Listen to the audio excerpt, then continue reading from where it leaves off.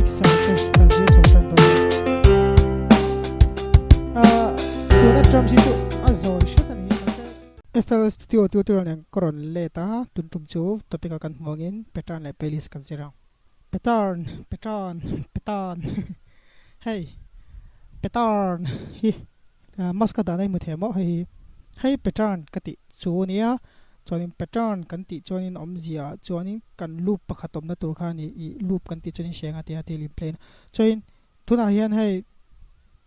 piano roll a hian keyboard ka rem sa hai FL keys mang khan chu ka metronome ki 90 a ka da ka play chin loka what sorry stop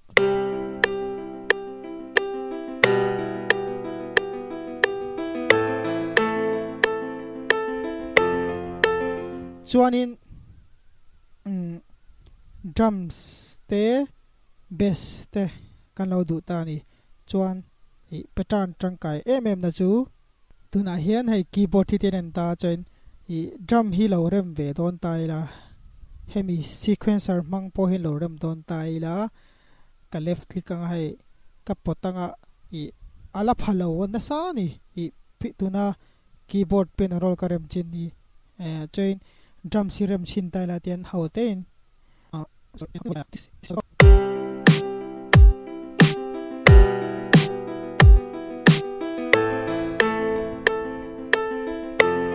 key tikhian in bunga key awa phave to lo ta ni tinga ta khian pian roll khian ten hemi hi tu na clip ki in sha to ka pian roll ka ti lang chon key a phak lo na se je kin bunga pian roll ati ash varem ve ve kha ngai ta chain khatia ngai lo khan I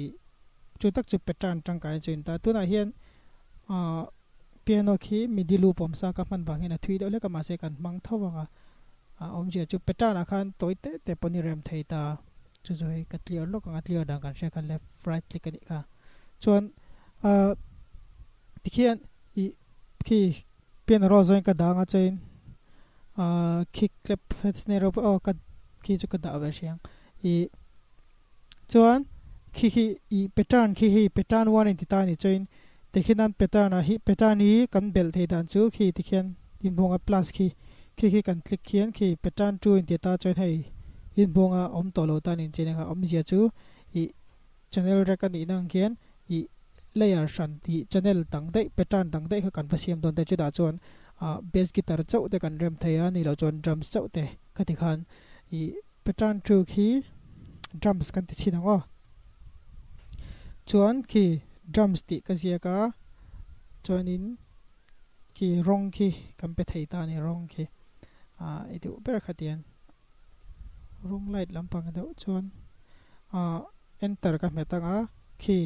chain helai ka met chinang in bonga khi pattern 1 le drum som ta ni chain pattern 1 khi ka click chinang ka left click chinang chuan khi pattern 1 khi in rename du chuan in right click anga khonge rename now mang hei rename and color ani lo pon ka ti thin dan chu pattern zone again khi mouse khi ti am ve ki pattern he ten ka da top a pattern 1 a hei ten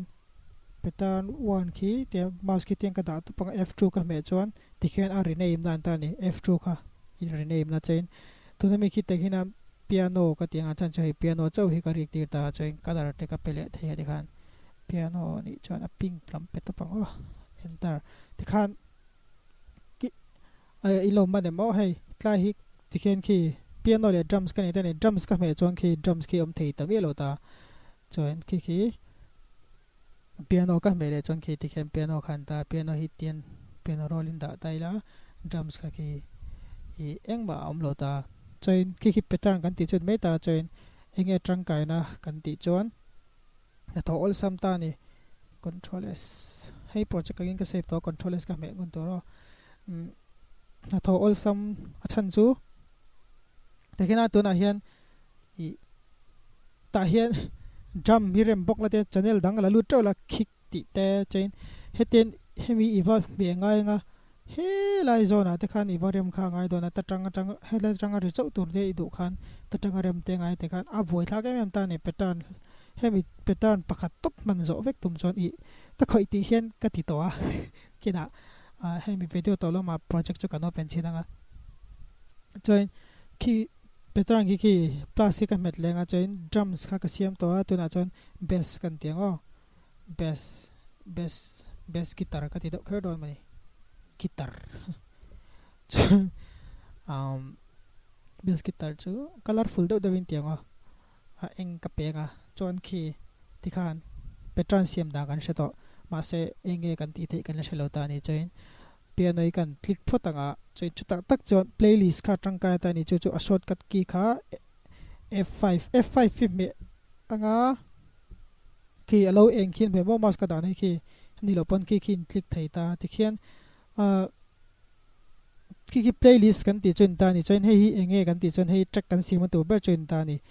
I petana tam deuh te ram ga lo khan pat toi te khai ram nga ten I tu na la ya khan I bata zel thei ta tu na po te khinam piano ki naksina piano khi hei tan petan hi FL20 hi chu all sam to ta petan how kan ram re chu tien ne audio hei automation ta hei chu FL12 user ta nga chon hei hela hi petan kan siam na ka hei tien ka met langa tuna hem piano kan rem to sa ta piano hi ka left click anga join piano om to ta chen khi huana khian ka left click banga khi ti khian playlist a khian chon chuta tak chon I tutorial ti ra kan soi thin khai hela hi pattern hi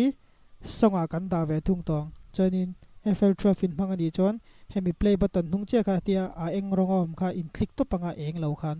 choin khi playlist skin phunga he helai lo en chinula khi ti khian space bar ka me chon khi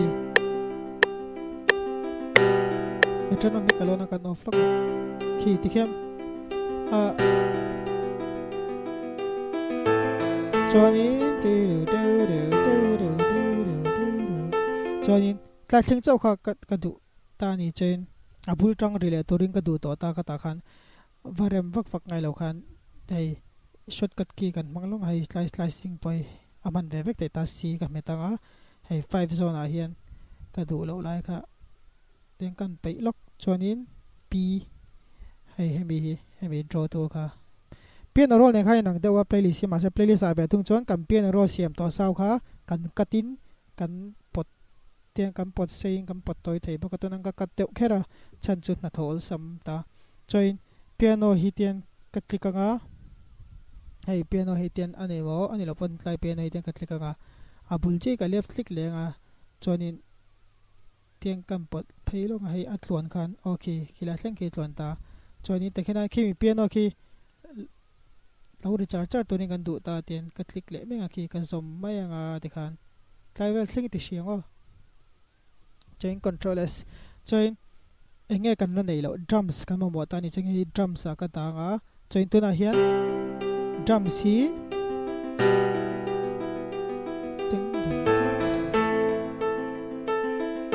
ta ta khen lu to ni ka du ta ni tan tis khan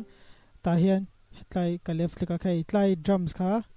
tiang ka meta join hei tan ka left click a hei tan om tro draw tu la khan om tu join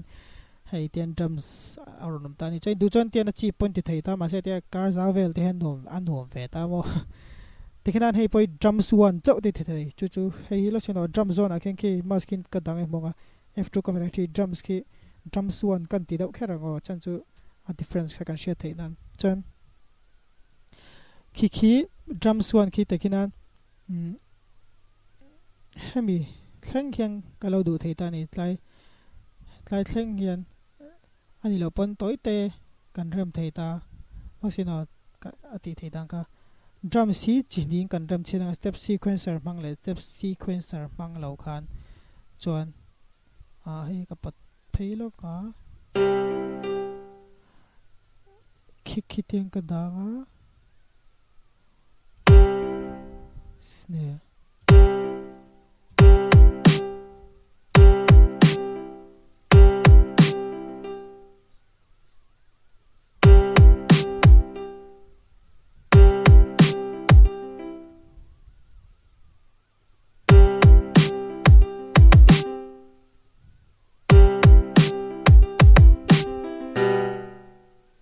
tikhian I toi te pai kan rem thei ta ni ka rem zoi ni kha lem deuin lem deu te pa ngai deuin tikhian